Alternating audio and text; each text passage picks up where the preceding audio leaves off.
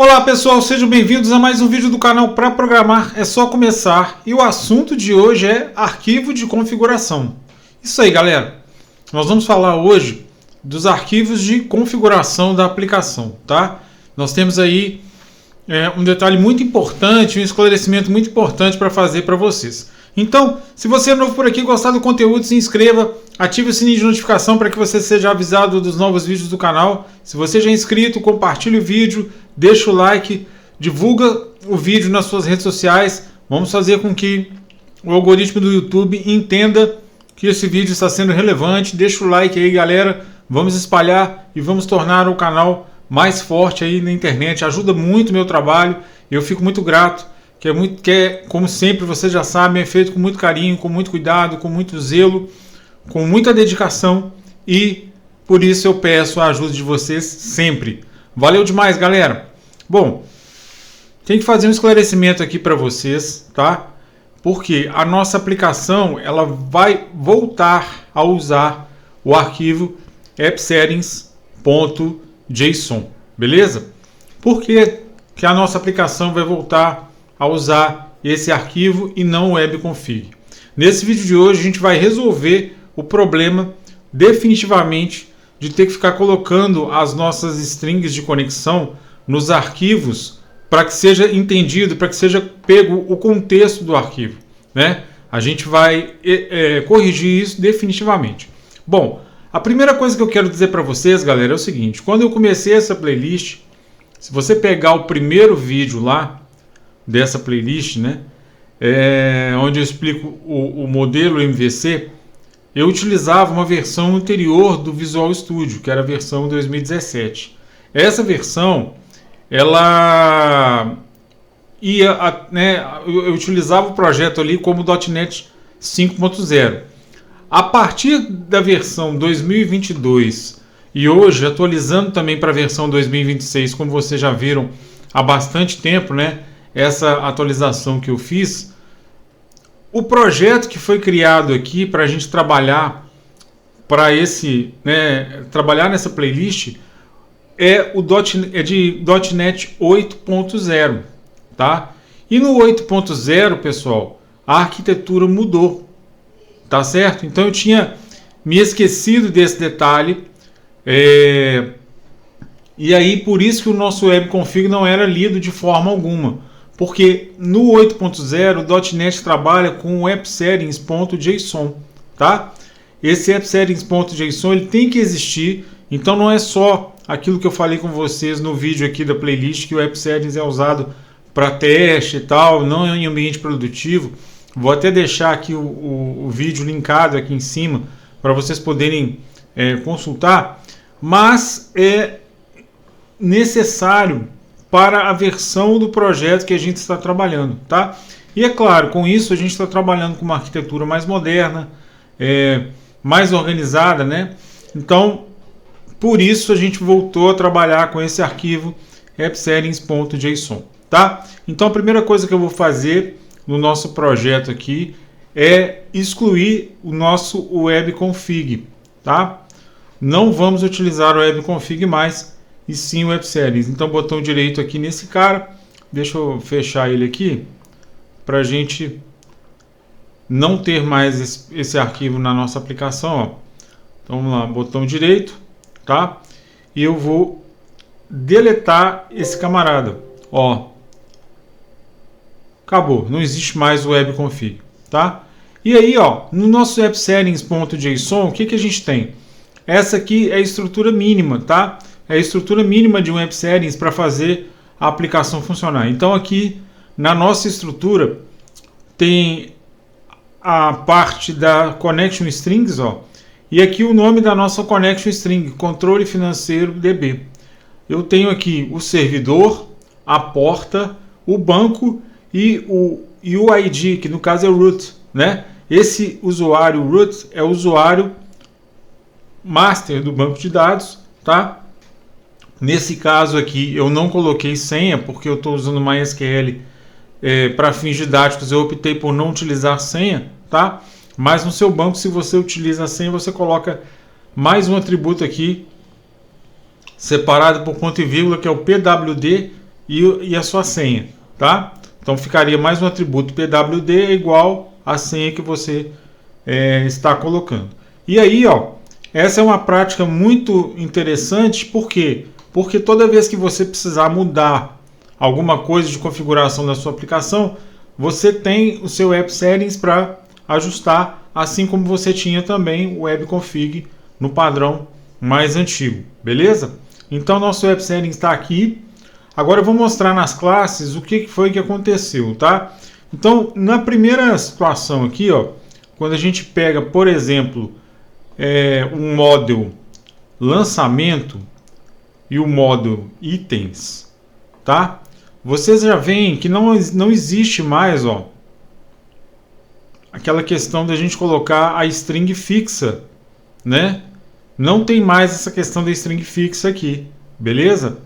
Não tem mais aqui nesse contexto e nem aqui no model lançamento, ó, veja que eu já tirei daqui a string de conexão, os métodos não tem mais, né? Olha aí, ó, não tem mais. A única coisa que eu faço direto é já instanciar a DAO, tá certo?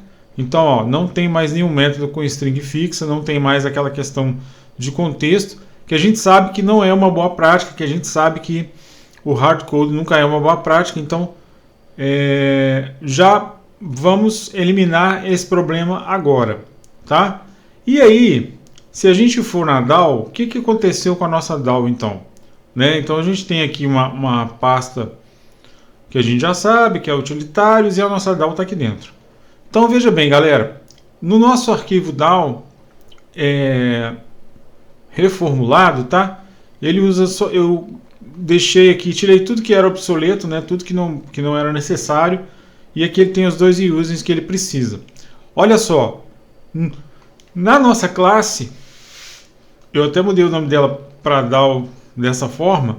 Eu criei o atributo private read only string connection string, tá? E aí criei uma propriedade pública chamada connection. Essa propriedade pública connection instancia uma classe chamada MySQL connection, e a propriedade e os atributos, né? O que ele pode fazer? Ele pode dar um get, mas ele não pode. Só essa classe pode setar. Private set, né?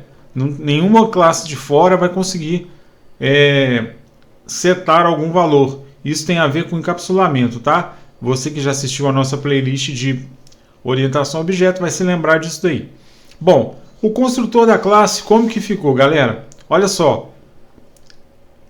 Public DAO, ó, constrói o leitor de arquivo de configuração do .NET, .8, ó, leitor de arquivos de configuração do .NET 8 apontando para o JSON.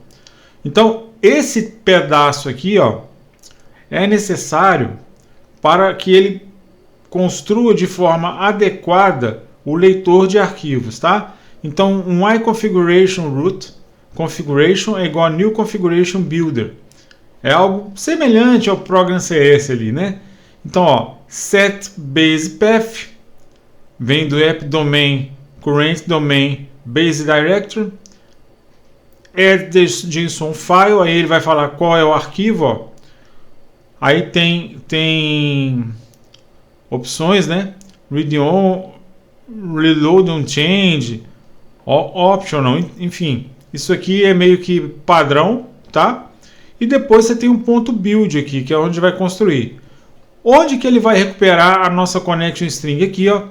Connection string recebe configuration.get connection string controle financeiro db, que é a chave que está aqui no nosso app settings JSON. Beleza? Então aqui, ó, ele vai buscar daqui. Era o que a gente estava tentando fazer com o webconfig. Mais uma vez, né?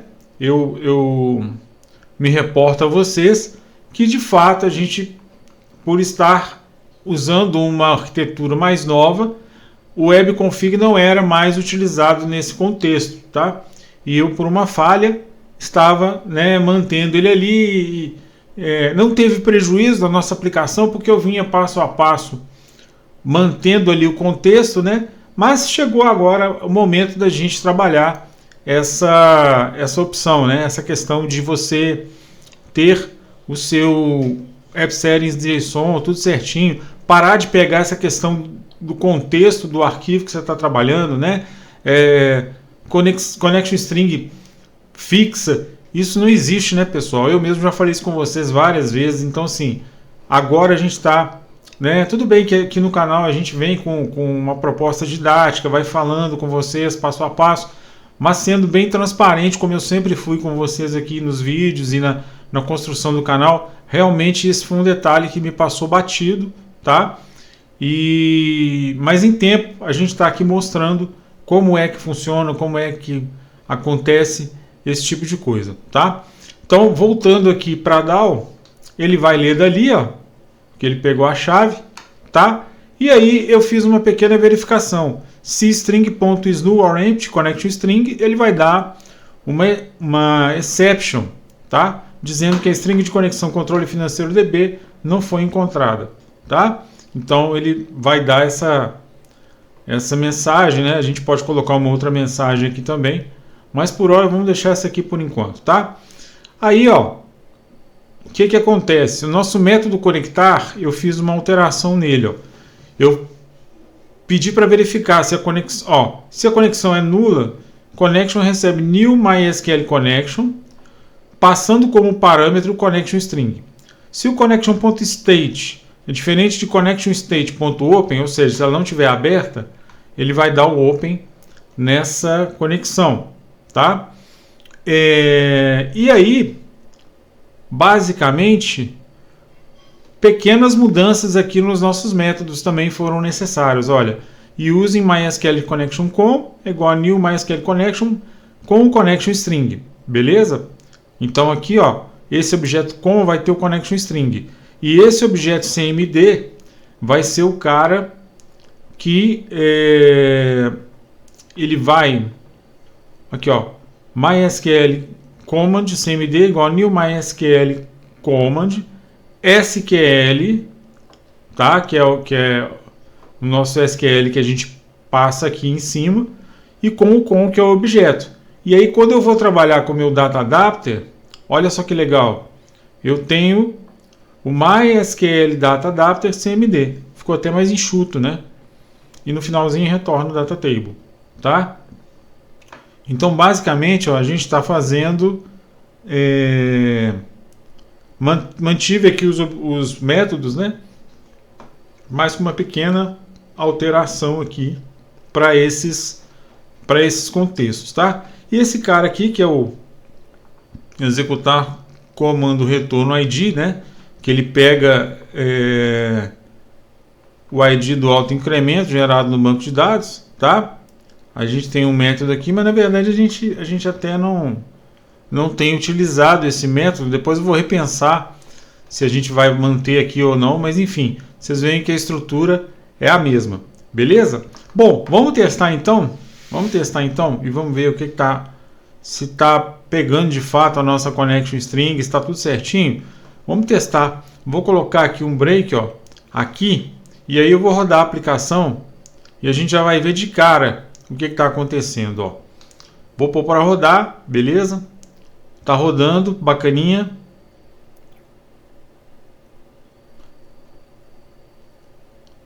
Na hora que ela carregar, ó, carregou. Na hora que ela carregou, ó, vou manter aqui por enquanto do outro lado para a gente poder ver. Olha aqui, ó, recupera a string de conexão do JSON. Beleza. Connection string é igual a configuration.getConnectionString controle financeiro. Então ele vai pegar nesse momento, tá? Vou dar um F10 aqui, ó. Olha aqui se o connection string foi preenchido. Aí, ó, foi preenchido, galera. Foi preenchido. Acabou o problema de ficar pegando o arquivo, né? Pegando string de conexão por contexto. Foi preenchido, ó. Beleza? Então, ó, vamos lá. Preencheu, ele vem. Aí ele vai conectar, porque agora ele instanciou a DAO. Então agora vamos conectar. Então ele vem aqui dentro do método da DAO ainda, ó. Então vamos lá. connection é igual a null, connection recebe connection string. Ó, tá aqui, ó, certinho. Se connection.state diferente de open, aí ele vai abrir essa conexão justamente para poder utilizar aqui de forma adequada. Ó, aí ele deu alguma coisa aqui que não ficou claro aqui. Vamos ver. Unable to connect to any unspecified MySQL host. Ah, galera, cadê o champ, né? Cadê o champ? Vamos pôr o champ para rodar aqui, ó. Vamos subir o MySQL. O champ não estava rodando, ó. Vamos lá. Coloca o champ. Vamos subir aqui o MySQL, né? Agora sim, é porque eu já tinha fechado o ambiente aqui. E aí voltei e não me lembrei de carregar, né? Então agora, ó, vocês vão ver que vai funcionar direitinho, tá? Eu vou até botar um break aqui, ó. Também, que aí eu já mando continuar direto, não precisa ficar dando F10, ó. O que vai acontecer? Pegou o connection string, passou por tudo que a gente acabou de ver, ó. Se connection.state diferente de open, ou seja, se tiver diferente de open aqui, ó, como está, ele vai abrir. Aí, ó, passou sem problemas. E aí o que ele vai fazer? Aí ele já vai fazer o resto. Que aqui é pegar o nosso select e exibir a nossa view. Beleza, pessoal? Então, esse é o conteúdo que eu queria trazer para vocês nesse vídeo de hoje, um vídeo mais rapidinho, mas também um vídeo de esclarecimento, né? Importante aí, tá? Então fica a dica para vocês, fica o contexto. Se for utilizar .NET 8, tá? Vai usar o seu App Settings JSON, beleza? Se for anterior, se for 5.0, por exemplo, aí o Web Config, tá bom? Então, que é a mesma lógica, né? A gente viu aqui como é que criava a chave no Web Config, como é que criava o Web Config, né? A gente utilizou App Config também nas aplicações desktop.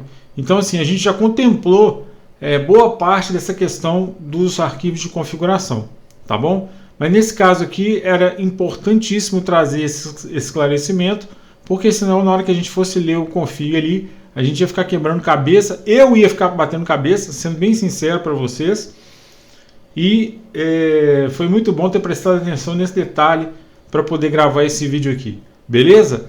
Então, pessoal, isso que eu queria mostrar para vocês. Eu espero que vocês tenham gostado, eu espero que vocês tenham curtido, eu espero que tenha ficado claro principalmente essa diferença, tá? Forte abraço, até o próximo vídeo e que Deus abençoe a todos.